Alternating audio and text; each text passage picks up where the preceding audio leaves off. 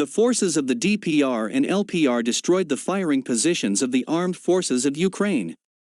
Tonight, the positions of the armed forces of Ukraine, located in close proximity to the line of contact, were subjected to powerful attacks from the heavy artillery of the armed forces of Ukraine. According to information available to the Avia.pro news agency, as a result of the work of artillery units of the LPR and DPR, at least 4 mortar points of the armed forces of Ukraine, several areas with deployed personnel of the Ukrainian military and several armored vehicles were destroyed, including 2 combat infantry and MTLB vehicles.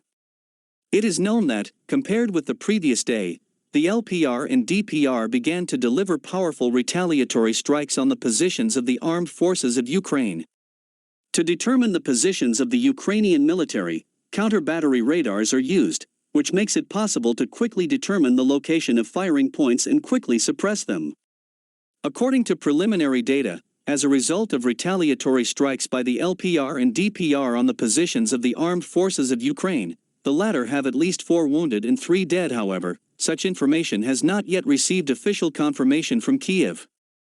To date, the armed forces of Ukraine are making numerous attempts to break into the territory controlled by the Lugansk and Donetsk People's Republics. However, at the moment, the People's Militia Forces manage to hold back the onslaught of the enemy, although in some sections of the line of contact there are serious gaps in the defense due to numerous strikes from the armed forces of Ukraine.